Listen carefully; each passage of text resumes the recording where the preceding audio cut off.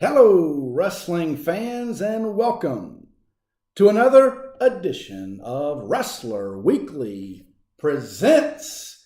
This is episode 14. Now, you know what that means? That actually means that one more episode and it's a wrap. The season finale is next week.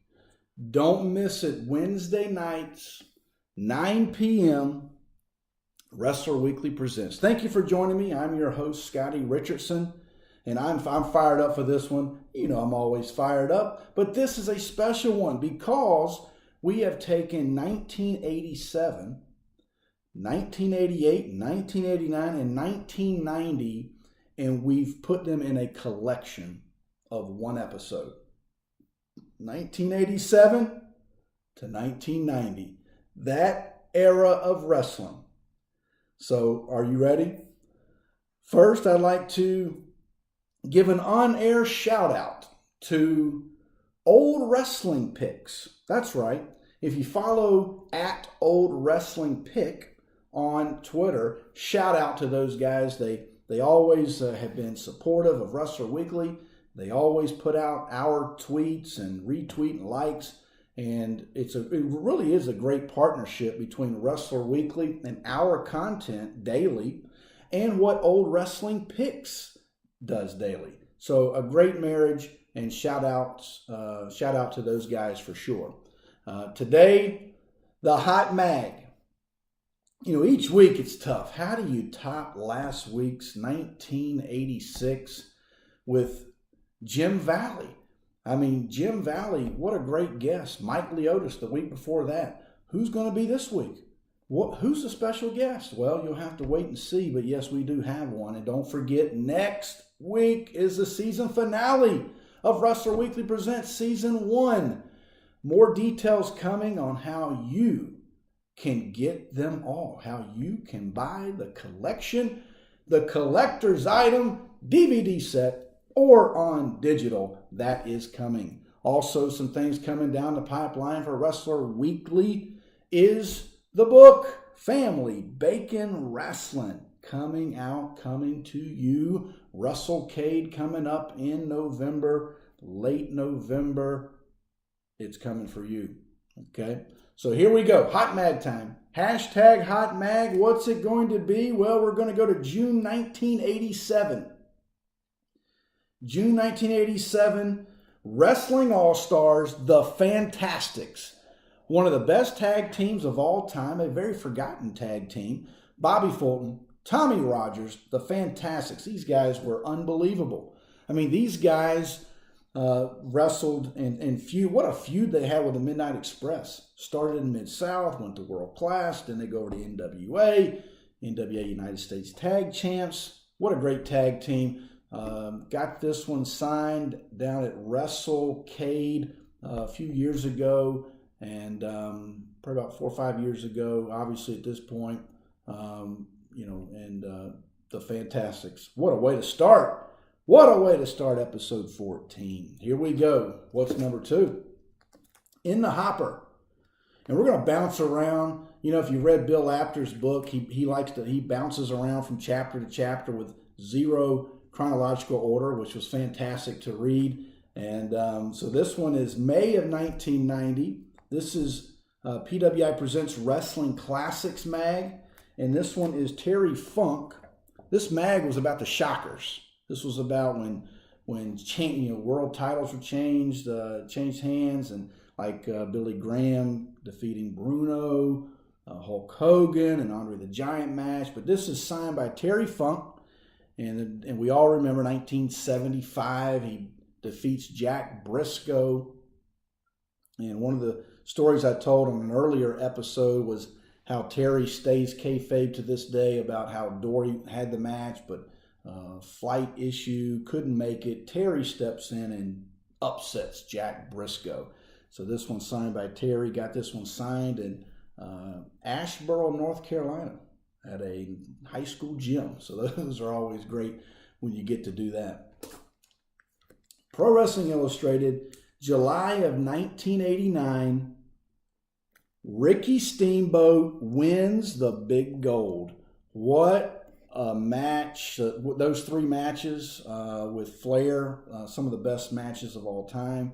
And that tremendous feud, kind of going back in time, if you will. Remember the late 70s, early 80s United States title feuds. And here we go, the big gold feud. Signed by Ricky Steamboat. Got this one signed in Dorton Arena a couple years ago. And so to see Ricky in Dorton Arena and to get him to sign, that was tremendous to be able to talk to him briefly about winning the big gold. Now, you talk about hot mags. Woo! Hot mag, hot feud. This one, Tully Blanchard and Dusty Rhodes from the wrestling ringside. Check this one out. I mean, you talk about a feud. Holy cow. I mean, Tully Blanchard and Dusty Rhodes and the NWA. You talk about 605 wrestling on Saturday nights, on Sunday nights, WCW. Just getting started. World Championship Wrestling at 605. I mean, how hot were these guys? Tully Blanchard and Dusty Rhodes. Well, you know who has a pretty good perspective on Tully Blanchard and Dusty Rhodes is my guy, Duke from Duke Loves Rasslin. That's right. The Duke himself is going to come. Let's just give him a call. Let's see where he's at. Let's see what he's doing. This will be good, guys. Let's see. Get this thing rolling here. Hello. Duke. That's right. What's going on, my man, Scottie? Can you believe it, fans? This is the Duke from Duke Loves Rasslin on Wrestler Weekly Presents. Can you believe it? Duke, thank you for joining me today. Well, listen, I am the man of the hour, man with the power. Too sweet to be sour, highlight of the night, special delight. The Duke is on Wrestler Weekly. Everybody say, that's right. Love it, love it. And you know what's funny is, fans, that I keep getting these messages like, is there really a book? Is there really a Family Bacon Wrestling? You've been talking about it all year of all 2017. Well, guess what? Duke has actually read the book. There is a book. Duke, tell them there is a book. There is a book. It's a fantastic book. In fact, I did a little write-up on the book. It was one of the better reads that I've had in a while there.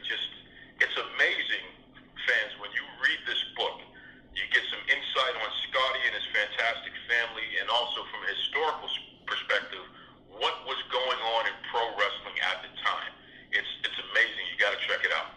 Yeah, and I think, Duke, you enjoyed my dad's stories a lot. One of the most popular things that came out of the reviews from the reviewers was just kind of how my dad never sat still. He just was always doing something, and so that was that was a great take you had on that situation. Well, I'll tell you. I mean, from his time working in the school system to even his work on behalf of the great Lord above, it really is fascinating how many different things your dad was involved in. He's a true Renaissance man. Yeah, Vietnam vet. I mean, the whole thing. I mean, yeah. Wow. All right, well, tip my hat to that, Duke. Let me tell you why you're here, Duke, because I just debuted a hot mag here, and hashtag hot mag, but this is Wrestling Ringside and Tully Blanchard, Dusty Rhodes, and the unbelievable feud. People focus in on Tully and Magnum, but a lot of people kind of skip over the fact that Tully and Dusty had an unbelievable feud. Well, what's interesting about that feud, too, that was real. I mean, these two guys legitimately had a thing where they always wanted to one-up each other, whether it was in the ring or outside the ring. Because you got to remember, Tully Blanchard was an amazing athlete. Yeah. And Dusty Rhodes, he was as well in his right. So these were two guys that were very proud, two guys that were used to being the center of attention. So when they got in the same room, it was always who could one-up the other. Oh, absolutely. And, it's funny because the next mag, I'm going to show it right now. This is the last mag. It's maybe, I did a poll a couple weeks ago on my hashtag WW Tuesday takeaway about what was the greatest wrestling mag. And, a lot of people said it may be this one. Pro Wrestling Illustrated, December of 1988, with the Four Horsemen, Tully Blanchard, Ric Flair, Barry Windham, Arn Anderson, and J.J. Dillon, all 5 signed. I completed this mag at NWA Legends Fan Fest, started the mag way back in 1999, and got the completion on it. Barry Windham was the last signature to complete this mag. But so you start Tully Blanchard, Dusty, and the Baby Doll slap, and it kind of rolled right into 1986, creation of the Horsemen. What memories you have of maybe this faction or just any Horseman? Well, when we talk about the Four Horsemen, we're talking about the most dominant faction in the history of pro wrestling. Absolutely. It was often imitated, never duplicated. Right. I know a lot of the younger fans, they think of the Shield and they think of some of these other groups, NWA, DX.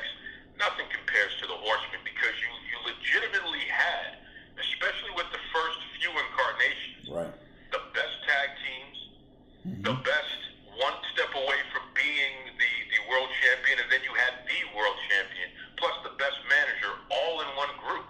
Yeah. I mean, it just couldn't get any better. But like I was telling you before, though, Scottie, as much as I appreciate the original incarnation of Flair, Arn Anderson, Ole Anderson, and Tully Blanchard, with obviously J.J. Dillon as the manager, right, when Barry Windham, when he came around, that's what really set them on fire as far as I'm concerned. No, I have to agree. Okay.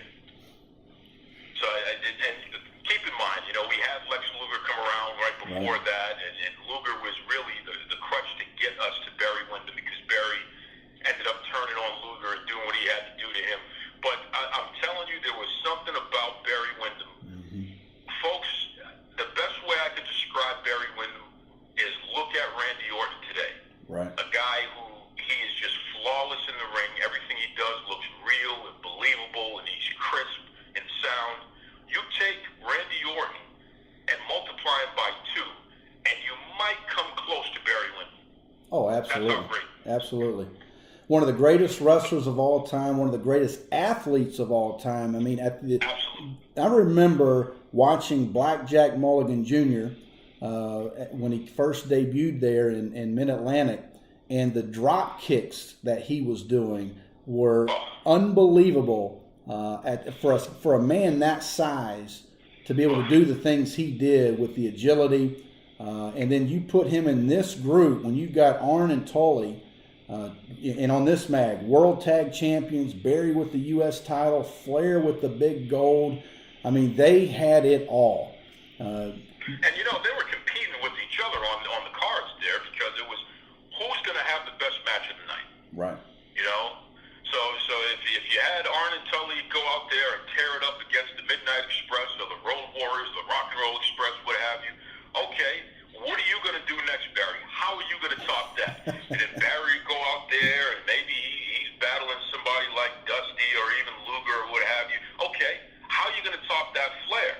Right. Who's Flair going to take on this time? Ronnie Garvin, or whether it be Dusty or later on Sting? These guys continuously competed with each other, even though they were a cohesive unit, because everybody wanted to be the best. Absolutely. And that was just an awesome time in wrestling. And quite frankly, Scottie, I don't think we've ever experienced anything like that since. No. Again, they've been imitated, but never duplicated. No, I have to agree. And we're going to wrap it here, wrestling fans, and we're going to move over. Duke and I are going to keep this conversation going over on the bonus episode. If you are not a VIP member, go to WrestlerWeekly.com and sign up to be a VIP member, and we will get you this bonus video right into your inbox. Duke, thanks for coming on Wrestler Weekly Presents.